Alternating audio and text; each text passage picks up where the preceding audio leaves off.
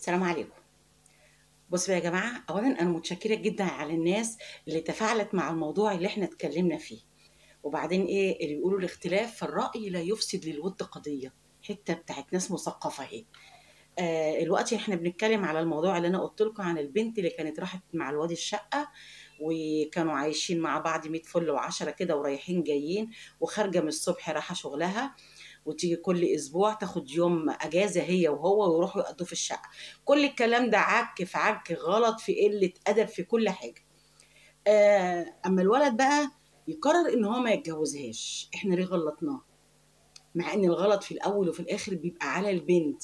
ما تقوليش بقى حبته ووثقت فيه وعملت وسوت، كل الكلام ده ما ياكلش معايا ولا ياكل مع اي شاب. لان احنا قلنا يا جماعه بيبقى دايما بالنسبه لنا احنا دايما بنعاقب ونعلق المشنقه للبنت.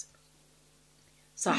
زي ما بيقولوا كده، كانوا بيقولوا زمان كده ايه، ابن راجل يعمل عملته ويلف عمته. مش ده الكلام؟ هو ده كلام من زمان قوي، بس للاسف هو ده اللي بيتطبق.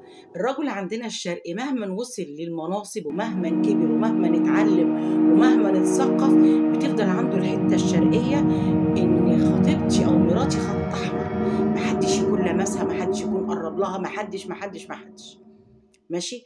الواد كان يعرفها هي ويعرفها، متأكد منها ومن أخلاقها وكل حاجة، وهي للأسف تنازلت عن كل الكلام ده وصاد قال إيه، وثقت فيه. طب افرضي بقى إن هو كان كمل للآخر وكان اغتصبك، كنت عملتي إيه؟ ما هو كده كده مقرر إنه مش هيتجوزها، وكده كده قايم في دماغه إن هو سافر، هو خلاص سافر وسابها تخبط دماغها في الحيطة. انت خسرتي حاجات كتير قوي، حاجات كتير قوي قوي. اولا خسرتي احترامك لنفسك، خسرتي ثقتك في كل اللي حواليكي، لانك مش هتعرفي تثقي في حد تاني قصاد اللي حبيتيه ده وقعدتي هيمانه معاه 3 سنين. مش هتعرفي تثقي في حد تاني. احنا لما انا طلبت منكم ان تشيروا الفيديو، كان عشان البنات تاخد بالها وتتعلم من تجربه مرت بيها واحده تانيه. زي ما بيقولوا كده، احنا ما بنتعلمش غير لما حد غيرنا يتقطع رقبته، لما تتقطع رقبته نخلي بالنا. فاحنا نخلي بالنا من المعوضات ونعلم بناتنا. اوعي تثقي في حد، اوعي تثقي في حد. لو قعد يقول لك من الصبح لغايه تاني يوم انت الامل والمنى، اوعي تثقي فيه. زي ما قلت لك، خلي كرامتك وثقتك في نفسك تاج على راسك. خليه يوم ما يتكلم معاك ويحط صباعه كده قدامك ويتكلم، بدل ما يشاور لك كده، لا، ده انت تقول انا احط صوابعي في عينيك عشان انت ما لمستنيش، ما خدتش مني حاجه. زي ما واحده كانت بعتالي بتقول لي انا متجوزه بقالي 25 سنه، لغايه دلوقتي جوزي بيتكلم قدام ولادي يقول لي ده انا ما مسكتش ايدك. قلت لها برافو عليكي، وعلى اللي ربوكي الاول، على اللي ربوكي الاول. بوصل كلامي لكل بنت، حبيبتي انت الخسرانه، انت الخسرانه. قولي لي بقى، اكيد طبعا اوعي تكوني مفكره ان الناس بتوع الشارع عندكم ما كانوش عارفين ان انت ماشيه معاه، ولا اصحابه مش عارفين، ويوم ما يسافر كده هيقولوا ايه؟ زمانهم بقى دلوقتي كل واحد فكره وخياله سارح، ايه اللي حصل وايه اللي كان وسابها ليه ومشي ليه وازاي ومش ازاي، وزمان حوارات. عرفتي انت بتعملي لنفسك ايه؟ البنت سمعه، البنت سمعة، بتفضل سمعتك هي كنزك، هي كنزك. زمان كان ايه، كان لما حد يجي يخطب حد من اخواتي بقى، كان ابويا يقول ايه، انا لا عندي لا خروج ولا دخول ولا فسح. عاجبك على كده عاجبك، مش عاجبك يا ابني احنا لسه ما اتكلمناش في حاجه. عارف الحاجات دي كانت بتبقى يعني ايه ده، يعني مش هخرج بقى مع خطيبي ونتفسح ونروح نتمشى في الجناين ونقعد في الكازينوهات والحاجات زي ما بشوف في الافلام؟ مفيش. بس فهمتها بعدين، فهمتها بعدين. انا عايزه اقول لكم ان انا كنت متجوزه ابن عمي، ونفس الكلام ده مشي عليه. ابويا قال له لا عندنا خروج ولا دخول ولا فسح ولا الكلام الفارغ ده، في يوم في الاسبوع هتيجي في اليوم ده في ميعاد معروف، ما تغيروش، عشان هنا في البيت هيبقوا عارفين ان انت جاي اليوم ده. لو انت معدي من قدام البيت اي يوم تاني، اوعى تخش تخبط، اوعى تدخل تخبط. الموضوع ده كان تمام. انا عايزه اقول لكم، انا كنت مكتوب كتابي وصدفت اني كان جوزي بقى مش كان خطيبي، جه وخبط وما كانتش والدتي موجوده، فانا قلت له انت عايز ايه؟ قال انا كنت في مشوار هنا وقلت اعدي عليكم مش عارف ايه. قلت له مش ابويا قال لك ما تعديش على عندنا الا يوم اللي انت بتيجي فيه؟ فقال لي طب ازاي؟ طب انا هقعد على الكنبه اللي جنب الباب.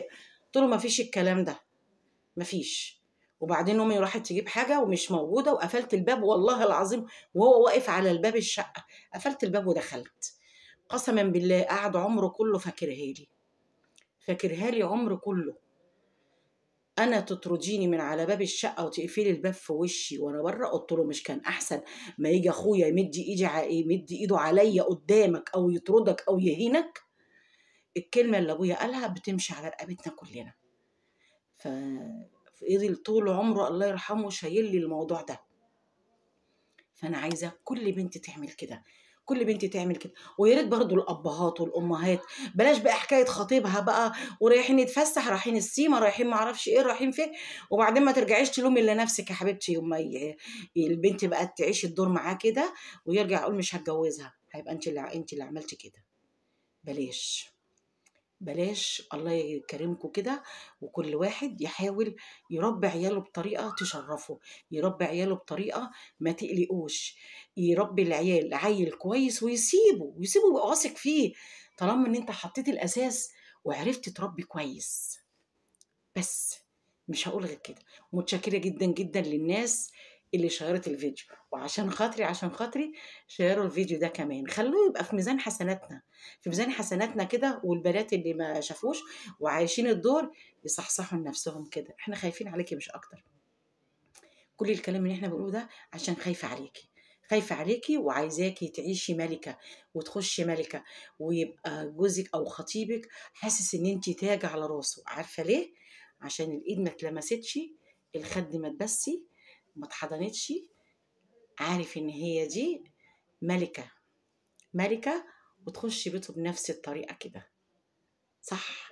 يا ريت نتعود على الكلام ده. خلي بالكم مش كل حاجة أهلنا بيعملوها زمان كانت رجعية ومش عارف إيه والكلام الفارغ ده. لا لا لا لا، ده كان في كلام ليهم وحاجات يتقال عليها إيه؟ دولار. عارفين يعني إيه دولار؟ الدولار الغالي ده. فإحنا عايزين بناتنا تبقى أغلى من كده. وخلي بالك البنت البعيدة ومش من طالة غالية، غالية قوي، وبيبقى هيموت عشان ياخدها، وممكن يكسر وينحت في الصخر ويشتغل بدل الوظيفة 2 عشان يقدر يوصل لها. لكن الرخيصة ده ممكن يتهرب منها. لو شاف واحدة تانية ساعة ما جه يكلمها اديته على دماغه، خلاص هينسى الحب والهيام اللي كان بيحكيهولك وبيجري وراكي، وهيجري ورا اللي اديته على دماغه. فخلينا كده أحسن. اللي يقول لك كلمة اديله 10، اللي يقول لك انا بحبك قولي حبك برص، انا ليا اهل تروح تتكلم معاهم. واوعي تقفي وتاخدي وتدي معاه والكلام ده كله. خلوش يستثقلك، خلي الكلمه اللي تطلع من لسانك تبقى برقبته.